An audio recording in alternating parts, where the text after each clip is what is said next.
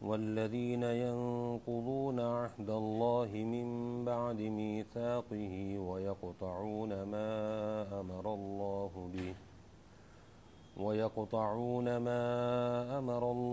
به أن يوصل ويفسدون في الأرض أولئك لهم اللعنة ولهم سوء الدار الله يبسط الرزق لمن يشاء ويقدر وفرحوا بالحياة الدنيا وما الحياة الدنيا في الآخرة إلا متاع۔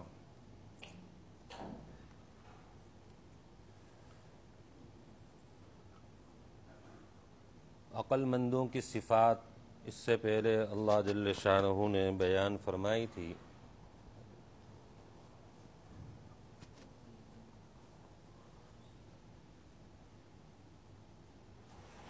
کہ اللہ تعالیٰ کی باتوں کو سن کر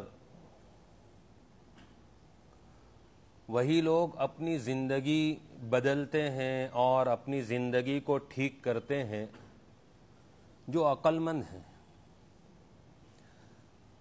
قرآن پاک کیا ہے؟ اللہ کا کلام ہے، اللہ کی باتیں ہیں۔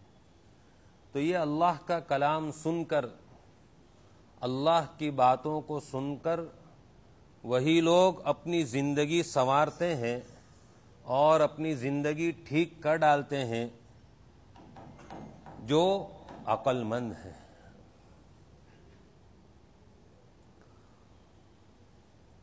اب اللہ تعالیٰ کے نزدیک عقل مند لوگ کون ہیں؟ تو ان کی صفات بیان کی تھی۔ پہلی صفت بیان کی تھی کہ وہ لوگ ہیں جو اللہ کے عہد کو پورا کرتے ہیں، یعنی تمام روحوں کو اللہ تعالیٰ نے جمع کر کے ان سے پوچھا تھا، سوال کیا تھا، الست بربکم، کیا میں تمہارا رب نہیں ہوں؟ تو سب نے بیک زبان ہو کر کہا، تمام روحوں نے، کہ قالوا بلا، کیوں نہیں، آپ ہی ہمارے رب ہیں، آپ ہی ہمارے معبود ہیں۔ تو وہاں جو سب کی روحوں نے اللہ کے سامنے یہ اقرار کیا تھا، پھر اللہ تعالیٰ نے دنیا کے اندر انسانوں کو بھیجا ان روحوں کے ساتھ۔ تو جن لوگوں نے دنیا میں آ کر اس عہد کو جو اللہ کے ساتھ کیا تھا پورا کیا کہ اللہ کو تنے تنہا معبود اور رب مانا، تو ایسے لوگ عقل مند ہیں۔ جیسے مسلمان اہل اسلام صرف اللہ کو رب مانتے ہیں کہ وہی معبود ہے، اس کے علاوہ کوئی معبود نہیں، عہد کو توڑتے نہیں ہیں۔ عقل مند کی دوسری صفت بیان کی تھی کہ وہ لوگ ہیں کہ جن تعلقات کو جوڑنے کا اللہ نے حکم دیا، ان رشتہ داری کے تعلقات کو اور دیگر تعلقات کو جوڑتے ہیں، توڑتے نہیں ہیں، کاٹتے نہیں ہیں۔ اور ایک صفت بیان کی تھی، اپنے رب سے ڈرتے ہیں، دنیا میں بے خوف ہو کر زندگی نہیں گزارتے، ڈرتے ہیں اپنے رب سے کہ اللہ ناراض نہ ہو جائے، کوئی حکم اللہ کا نہ ٹوٹ جائے۔ وَيَخَافُونَ سُوءَ الْحِسَابِ، اور برے حساب سے ڈرتے ہیں کہ آخرت میں کہیں ہمارا حساب سخت نہ ہو، ڈرتے رہتے ہیں۔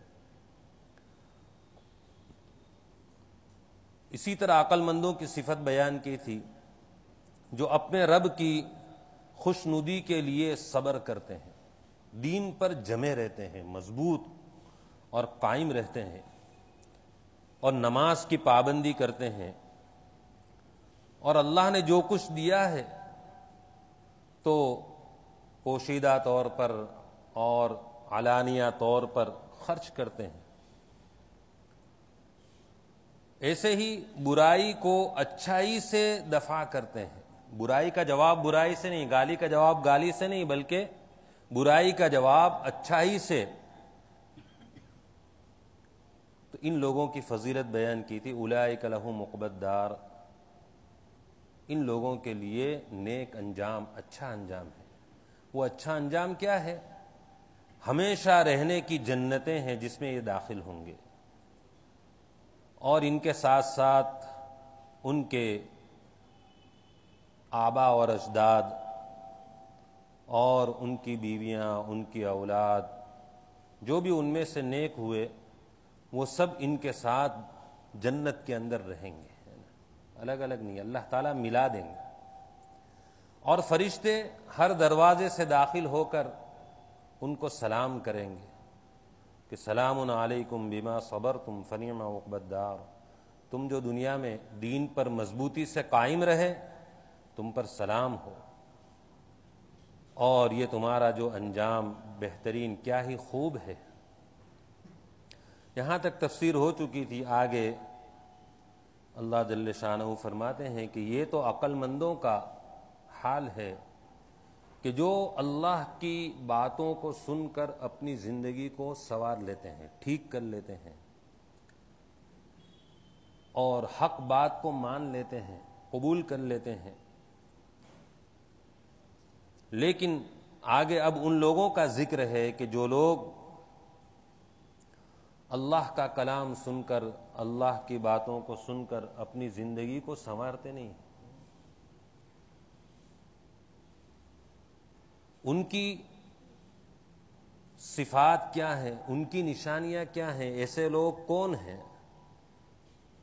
تو سب سے پہلے بیان کیا، والذین ینقضون عہد اللہ من بعد میثاقہ، وہ لوگ ہیں جو اللہ کے عہد کو توڑ دیتے ہیں، اللہ سے جو عہد انہوں نے کیا اس کو مضبوط کرنے کے بعد توڑ دیتے ہیں،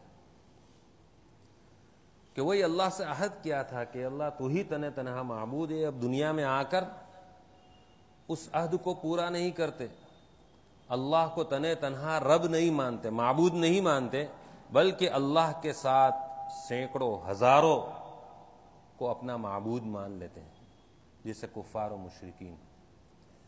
یہ اس عہد پر قائم نہیں رہے، نبیوں نے آ کر بتلایا، جیسے کہ قرآن پاک میں بھی اللہ تعالیٰ نے یہ بات بیان کی کہ دیکھو تم لوگوں نے یہ عہد کیا ہے مجھ سے، تم اس عہد پر قائم رہو۔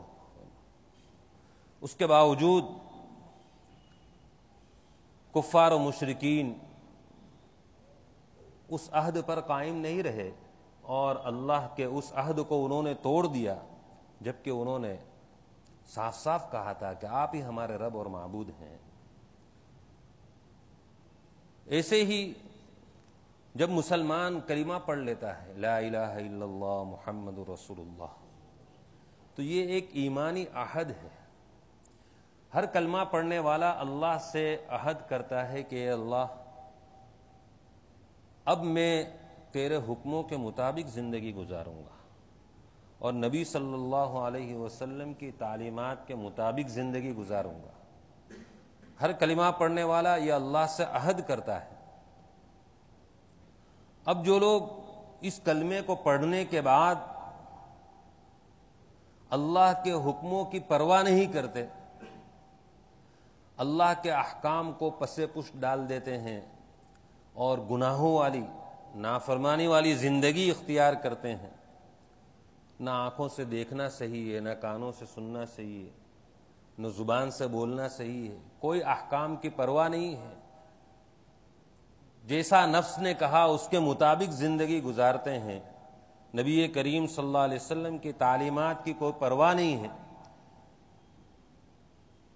تو یہ بھی مفسرین فرماتے ہیں کہ عہد کو توڑنے میں یہ لوگ بھی شامل ہیں۔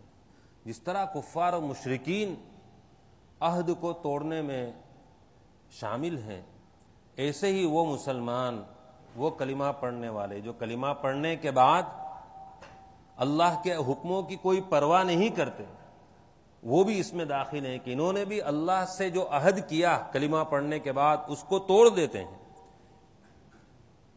اللہ کے حکموں کی پرواہ نہیں کرتے، اور کیا کرتے ہیں، وَيَقْطَعُونَ مَا أَمَرَ اللَّهُ بِهِ أَن يُوصَلَ، اور جن تعلقات کو جوڑنے کا اللہ تعالیٰ نے حکم دیا اس کو کاٹتے ہیں۔ اللہ تعالیٰ نے رشتہ داروں کے ساتھ تعلقات کو جوڑنے کا حکم دیا ہے کہ بھئی ان سے قطع تعلق مت کرو، رشتہ ناتا مت توڑو، بلکہ رشتہ داروں کے ساتھ اپنا تعلق استوار رکھو، صحیح ٹھیک ٹھاک رکھو، ان کے حقوق کی ادائیگی کا اہتمام کرو۔ مثلا ہمارے رشتہ دار ہیں، وہ کمزور ہیں اور اللہ نے ہم کو مال دیا ہے تو ہم اپنی حیثیت کے مطابق ان کی مدد کر دیں۔ کم سے کم درجے میں رشتہ داروں کے ساتھ دعا سلام تو رہے۔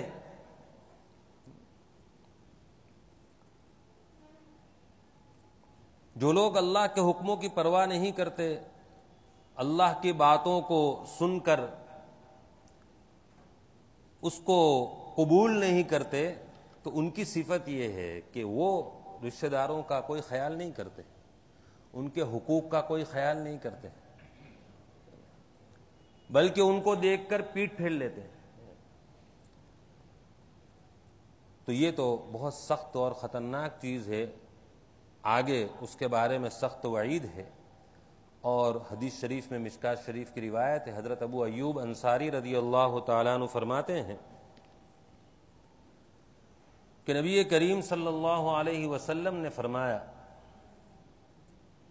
کہ کسی آدمی کے لیے حلال نہیں ہے کہ وہ کسی مسلمان دینی بھائی کو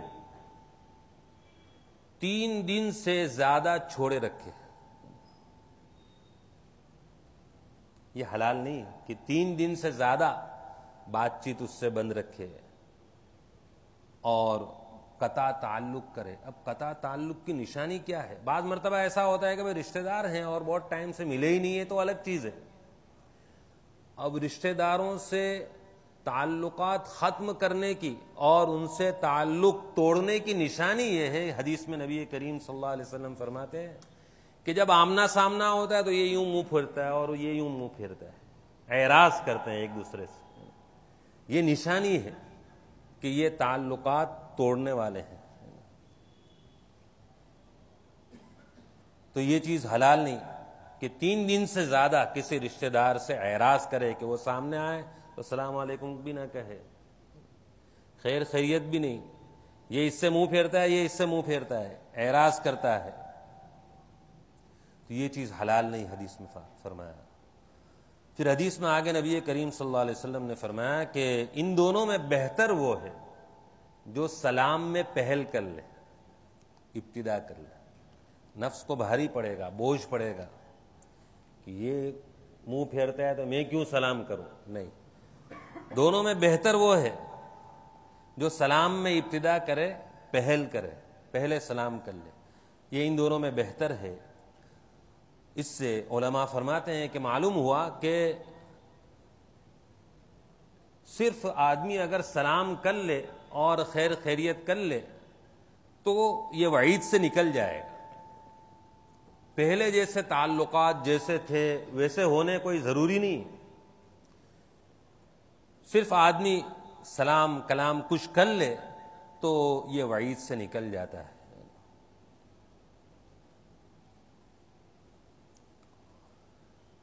ایسے ہی حدیث شریف میں آتا ہے کہ اگر کوئی مسلمان دوسرے مسلمان کو 1 سال تک چھوڑے رکھے،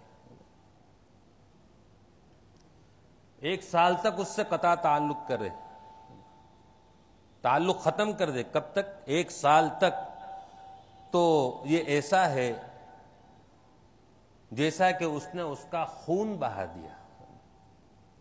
جس طرح ایک مسلمان کا خون بہانا یہ موجب سزا ہے کہ اس کی سزا بہت بڑی ہے، ایسے ہی کسی مسلمان کو 1 سال کے لیے چھوڑ دے، قطع تعلق کرے، اس سے رشتہ ختم کر دے، تعلق ختم کر دے، تو اس کی سزا ایسی ہے جیسا کہ کسی کو خون بہانے کی سزا ہے، وہی اس کی سزا ہے۔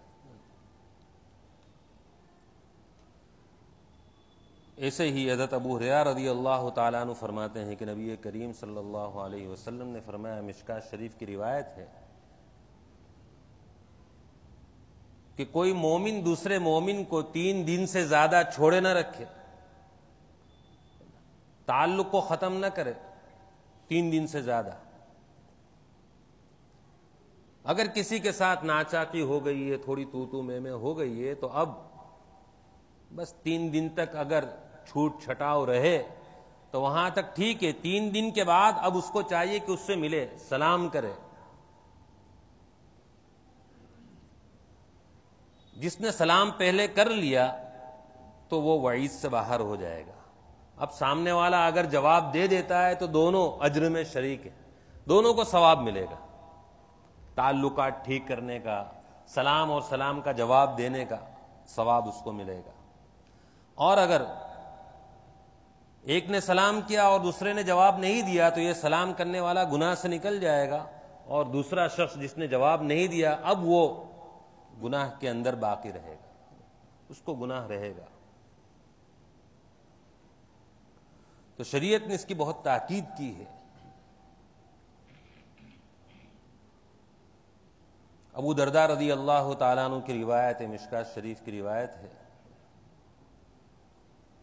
حضرت ابو درداء رضی اللہ تعالیٰ عنہ فرماتے ہیں کہ نبی کریم صلی اللہ علیہ وسلم نے فرمایا، کیا میں تم کو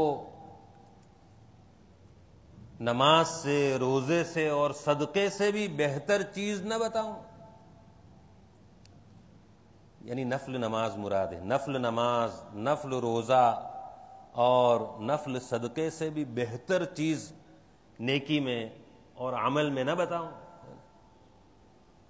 آدمی نیک عمل کرتا ہے، نماز پڑھتا ہے، نیک عمل کرتا ہے، روزہ رکھتا ہے، نیک عمل کرتا ہے، صدقہ اور خیرات کا، اس سے بہتر اجر و ثواب میں، فضیلت میں، نیکی میں تم کو نہ بتاؤں؟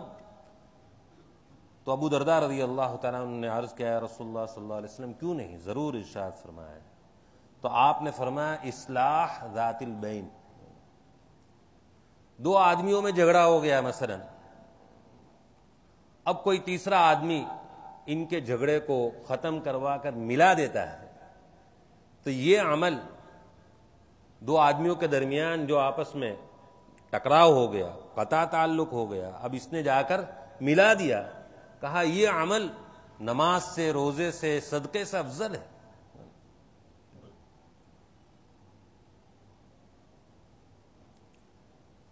اور فساد ذات البین کو،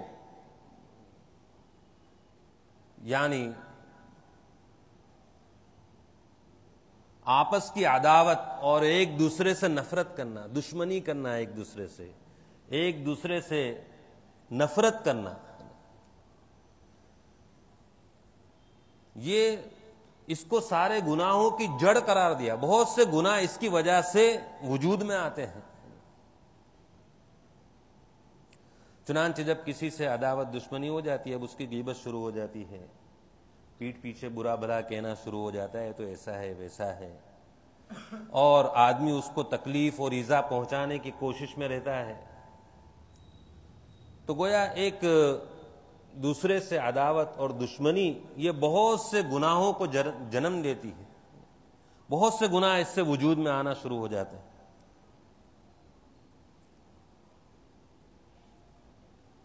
تو ان روایتوں سے بھی معلوم ہوا کہ آپس کے تعلقات ٹھیک رکھنا یہ بہت اہم چیز ہے، اور تعلقات چاہے رشتہ داروں کے ساتھ ہو، ایک مسلمان کا دوسرے مسلمان سے ہو، پڑوسیوں کے ساتھ ہو، سب کے ساتھ ہمارا تعلق ٹھیک ہونا چاہیے، استوار اور صحیح ہونا چاہیے، کسی کے ساتھ بھی قطع تعلق، ترک تعلق یہ نہیں ہونا چاہیے۔ اللہ تعالیٰ فرماتے ہیں کہ وہ لوگ جو اللہ کے عہد کو توڑتے ہیں اس کے مضبوط کرنے کے بعد، اور جن تعلقات کو جوڑنے کا اللہ نے حکم دیا اس کو توڑتے ہیں، وَيُفْسِدُونَ فِي الْأَرْضِ، اور زمین میں فساد مچاتے ہیں، فساد کرتے ہیں۔ اب یہ 2 باتیں جو اوپر ہیں، اللہ کے عہد کو توڑنا، اللہ کے حکموں کی خلاف ورزی کرنا، اور بندوں کے حقوق کو ضائع کرنا، تعلقات کو ختم کرنا، یہ دونوں چیزیں ایسی ہیں، اس کے نتیجے میں زمین میں بگاڑ اور فساد ہوگا۔ ظاہر ہے جو آدمی اللہ کے حکم کی پرواہ نہیں کرے گا اور بندوں کے حقوق کی پرواہ نہیں کرے گا تو وہ کیا کرے گا؟ لوگوں کو تکلیفیں دے گا، لوگوں کو ایذائیں پہنچائے گا اور فتنہ اور فساد برپا کرے گا۔ تو پہلی دو باتوں کا یہ نتیجہ ہے کہ پہلی دو باتوں کی وجہ سے یہ ہوگا کہ زمین میں، دنیا میں فساد پھیلے گا، فساد برپا ہوگا۔ چنانچہ جو لوگ یہ صفات کے ساتھ متصف ہیں، جن میں یہ باتیں پائی جاتی ہیں، اولئک لہم اللعنہ، ایسے لوگوں کے لیے لعنت ہے۔ لعنت کے معنی اللہ کی رحمت سے دور ہونا۔ ایسے لوگ جو اللہ کے عہد کو توڑتے ہیں، اللہ کے حکموں کی پرواہ نہیں کرتے اور تعلقات کو ختم کر دیتے ہیں، ان پر اللہ کی لعنت ہے۔ یعنی ایسے لوگ اللہ کی رحمت سے دور ہیں، اور اللہ کی رحمت سے دور ہو جانا، اللہ تعالیٰ کی رحمت سے دور ہو جانا، یہ سب سے بڑی مصیبت اور سب سے بڑا عذاب ہے۔ ہم دعا مانگتے ہیں اللہ ہم کو اپنی رحمتوں و مغفرتوں سے ڈھانپ لے، کہ اللہ کی رحمت یہ بہت بڑی چیز ہے، لیکن ایسے لوگوں پر اللہ کی رحمت نہیں ہوتی، وہ اللہ کی رحمت سے دور ہیں۔ وَلَهُمْ سُوءُ الدَّارِ، اور ان کے لیے برا گھر ہے، اور برا گھر وہ جہنم ہے۔ کتنی سخت بات اللہ تعالیٰ کی طرف سے بیان کی گئی۔ آگے فرماتے ہیں اللہ تعالیٰ، اللہ یبسط الرزق لمن یشاء ویقدر۔ کبھی سوال ہو سکتا ہے کہ آیت میں تو یہ بتلایا گیا کہ جو لوگ اللہ کے عہد کو توڑ دیتے ہیں، یعنی اللہ کے حکموں کی کوئی پرواہ نہیں کرتے اور تعلقات کو توڑتے ہیں، زمین میں فتنہ اور فساد برپا کرتے ہیں، ایسے لوگ اللہ کی رحمت سے دور ہیں۔ تو کبھی سوال ہوتا ہے کہ ہم دیکھتے ہیں ایسے لوگوں کو جو اللہ کے حکموں کی کوئی پرواہ نہیں کرتے، نہ نماز نہ صلاۃ، کچھ نہیں، تعلقات بھی لوگوں کے ساتھ ٹھیک نہیں، اس کو گالی، اس کو برا بلا، اس سے عداوت، اس سے دشمنی، اس سے نفرت، اس سے نفرت، سب برے وہ اچھا۔ اس کے باوجود دیکھا جاتا ہے، جبکہ قرآن تو ایسے لوگوں کے لیے کہہ رہا ہے کہ یہ لوگ اللہ کی رحمت سے دور ہیں، لیکن نظر یوں آتا ہے کہ خوب مال و دولت ان کو تو ملا ہوا ہے اور خوب عیش کی زندگی گزارتے ہیں، گل چھڑ رہے ہوتے تو اڑاتے ہیں، اور ان کا تو یہ حال نہیں ہے جو قرآن کہہ رہا ہے کہ اگر یہ لوگ اللہ کی رحمت سے دور ہوتے تو پھر یہ مال و دولت کیوں ملتا، یہ عیش و عشرت اور عیاشی والی زندگی کیوں ملتی، آرام و راحت والی زندگی کیوں ملتی۔ ان کا تو یہ حال ہونا نہیں چاہیے، آیت کی روشنی میں بدحال ہونے چاہیے، اللہ کی رحمت سے دور ہیں، ان کا اتنا اچھا حال کیوں نظر آتا ہے؟ تو اللہ تعالیٰ نے آگے اس کا جواب دے دیا کہ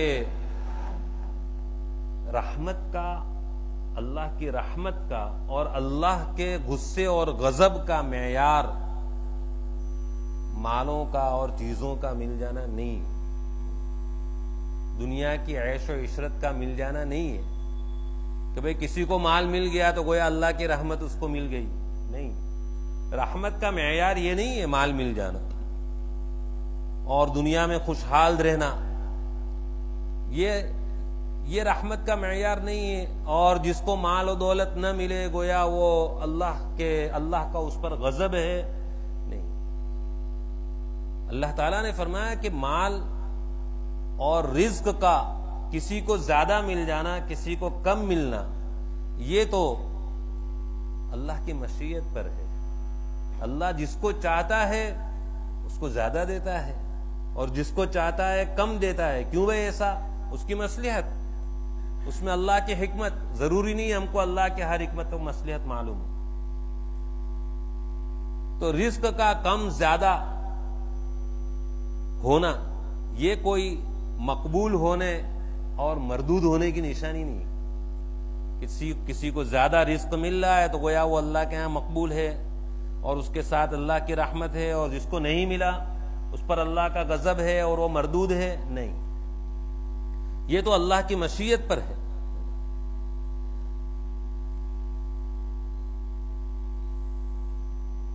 لیکن بہت سے لوگ یہ بات سمجھتے نہیں. اللہ تعالیٰ فرماتے ہیں کہ بہت سے لوگ دنیاوی زندگی کے اندر مگن ہیں. وہ یہی سمجھے ہوئے ہیں کہ بس دنیا کے اندر عیش و عشرت کا اور مال و دولت کا مل جانا یہی رحمت کی اور یہی مقبولیت کی دلیل ہے. لوگ اس میں مگن ہیں. اکثر لوگ یہ بات سمجھتے نہیں، جبکہ اللہ تعالیٰ فرماتے ہیں کہ معاملہ یہ ہے کہ دنیا کی زندگی اور اس کی ساری چمک دمک اور اس کی ساری چیزیں اور اس کے سارے سامان آخرت کے مقابلے میں، آخرت کی نعمتوں کے مقابلے میں متاع کی حیثیت رکھتے ہیں. دنیا کی چیزیں مل جانا یہ کوئی مقبولیت کی، رحمت کی دلیل نہیں ہے. یہ تو اللہ تعالیٰ فرماتے ہیں آخرت کے مقابلے میں دنیا کی زندگی اور اس کا ساز و سامان، اس کی چمک دمک، سب کچھ آخرت کے مقابلے میں، آخرت کی نعمتوں کے مقابلے میں متاع ہے. متاع یہ پوچھن کو کہتے ہیں، صاف کرنے کا کپڑا. کہیں کوئی گندگی ہے، میل کچیل ہے، تو وہ کپڑا جو ہوتا ہے پوچھنے کا، تو اس سے صاف کر کے کوئی اپنے ساتھ نہیں رکھتا ہے، پھینک دیتا ہے. تو اللہ تعالیٰ فرماتے ہیں کہ دنیا کا یہ ساز و سامان اور یہ دنیا کی زندگی، اس کی تازگی اور اس کی چمک دمک سب آخرت کی نعمتوں کے مقابلے میں یہ ایسی ہے جیسے متاع. برتنے کا سامان ضرورت پڑی تو وہ کیسے کپڑے سے چیز کو صاف کر دیا اور اس کو پھر پھینک دیا. کہا دنیا کی زندگی اور اس کا ساز و سامان آخرت کی نعمتوں کے مقابلے میں یہ حیثیت رکھتا ہے. پوچھن ہے، پوچھن. لہذا جس کے دل میں جب یہ دنیا کی حقیقت اتر جائے گی کہ بھئی دنیا کی حقیقت تو یہ ہے آخرت کے مقابلے میں کہ برتنے کا سامان معمولی چیز ہے بس وہ، تو پھر کبھی بھی یہ دنیا کے خاطر کوئی شخص نماز نہیں چھوڑے گا کہ گاہک آ گیا ہے تو میں بہت گراہکی ہے تو نماز چھوڑ دی، جماعت چھوڑ دی. نہیں چھوڑے گا. جب یہ دل میں بات بیٹھ جائے گی کہ ارے بھائی یہ دنیا کا ملنا، یہ دنیا کی چیزیں، اس کی تو کوئی حیثیت اور وقت نہیں ہے آخرت کے مقابلے میں. نماز سے میری آخرت بنے گی اور آخرت کی جو نعمتیں ملیں گی یہ دنیا کا مال و دولت اس کے سامنے کچھ نہیں ہے. تو یہ حقیقت بیٹھے گی تو گراہکوں کی وجہ سے کبھی آدمی جماعت یا نماز نہیں چھوڑے گا کہ میرے گراہک ہیں، میرے گراہک ہیں، اس کی وجہ سے وہ جماعت چھوڑ دے. اور کبھی بھی آدمی حرام نہیں کمائے گا.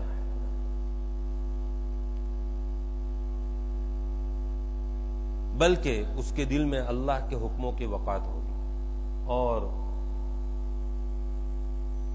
چاہے جتنی بھی زیادہ گراہکی کیوں نہ ہو، وہ تو یہ سمجھ کر کہ بھئی دنیا اس کی کوئی حقیقت نہیں ہے، فوراً وہ مسجد کی طرف جائے گا اور وہ نماز کا اہتمام کرے گا، اللہ کے حکم کو پورا کرے گا. اسی کو اللہ تعالیٰ فرماتے ہیں اللہ تعالیٰ کشادہ کرتا ہے روزی جس کے لیے چاہتا ہے اور جس کے لیے چاہتا ہے کم کرتا ہے. اور لوگ ہیں کہ دنیا کی زندگی میں مگن ہیں، یعنی یہ بات سمجھتے نہیں کہ رزق کا ملنا اور کم، زیادہ ملنا اور کم ملنا یہ کوئی رحمت کی اور غضب کی علامت نہیں. اللہ تعالیٰ آگے فرماتے ہیں نہیں یہ دنیا کی زندگی آخرت کے مقابلے میں مگر برتنے کا سامان. اللہ تعالیٰ ہم سب کو آخرت کو ترجیح دینے کی توفیق نصیب فرمائے اور جو بد عقل لوگوں کی کم عقل لوگوں کی خوب صفات بیان کی، ان سے اللہ تعالی ہماری حفاظت فرمائے، عہد کو توڑنے سے حفاظت فرمائے، اور رشتے ناطے کو توڑنے سے اللہ تعالی ہم سب کی حفاظت فرمائے۔ سبحانک اللہم و بحمدک وتبارک اسمک وتعالی جدک ولا الہ غیرک لا الہ الا انت سبحانک انی کنت من الظالمین وإلہکم الہ واحد لا الہ الا هو الرحمن الرحیم اللہم صل علی محمد عبدک ورسولک وصل علی المؤمنین والمؤمنات والمسلمین والمسلمات۔ اے اللہ ہمارے گناہوں کو معاف فرما، ہماری خطاؤں سے درگزر فرما، ہماری سیئات کو حسنات سے مبدل فرما۔ یا اللہ آج تک جتنی نافرمانیاں ہم سے سرزد ہوئی، یا اللہ ہم نے تیری عظمتوں کا اور تیری کبریائی کا اور بڑائی کا کوئی خیال نہیں کیا، تیری نعمتیں استعمال کی اور تیری نافرمانیاں کرتے رہے۔ یا اللہ تو ہمیں معاف فرما دے۔ یا اللہ اگر تو نے معاف نہیں کیا تو ہمارا کوئی ٹھکانہ نہیں رہے گا۔ یا اللہ اپنے فضل و کرم سے ہمارے تمام گناہوں کو معاف فرما، چھوٹے بڑے ظاہر پوشیدہ اگلے پچھلے تمام گناہوں کو معاف فرما، پوری بخشش کے فیصلے فرما دے۔ تو ہم سے راضی ہو جا اور زیادہ سے زیادہ تیری مرضیات پر چلا کر نامرضیات سے بچنے کی توفیق نصیب فرما۔ ہم سب کو سچی پکی توبہ نصیب فرما۔ یا اللہ تیرے حکموں کی عظمت ہمارے دلوں میں ڈال دے، تیری نافرمانی سے بچا لے، گناہوں والی زندگی سے نجات نصیب فرما کر یا اللہ تیری فرما برداری والی زندگی نصیب فرما، اسباب لعنت و غضب سے ہماری حفاظت فرما، اسباب رحمت اختیار کرنے کی توفیق نصیب فرما۔ یا اللہ دنیا اور آخرت کی بھلائیاں نصیب فرما، دنیا اور آخرت کی ذلت و رسوائی سے پوری حفاظت فرما، سب کو حلال پاکیزہ برکت والی وسیع روزی نصیب فرما، حرام سے پوری حفاظت فرما۔ اے اللہ نبی کریم صلی اللہ علیہ وسلم نے جتنی خیر و بلائی تجھ سے مانگی ہم کو اور پوری امت کو عطا فرما، جن شرور اور برائیوں سے پناہ چاہی ان سے ہماری اور پوری امت کی حفاظت فرما۔ یا اللہ جو لوگ اس وبا کورونا کی وبا میں مبتلا ہیں ان کو پوری شفا نصیب فرما، جو ہسپتالوں میں ان کو چھٹکارا نصیب فرما۔ یا اللہ نجات نصیب فرما، اپنے فضل سے یا اللہ شفائے کاملہ عاجلہ مستمرہ نصیب فرما۔ جو لوگ محفوظ ہیں آئندہ بھی ان کو محفوظ فرما۔ یا اللہ اس وبا کو ختم فرما، رفع فرما، دفع فرما، نیست و نابود فرما۔ یا اللہ رحم و کرم کی چادر کو پھیلا دے۔ یا اللہ اپنے غصے کو اٹھا لے، اپنی ناراضگی کو اٹھا لے۔ یا اللہ اپنے فضل سے ہماری دعا کو قبول فرما۔ ربنا تقبل منا انك انت السميع العليم وتب علينا انك انت التواب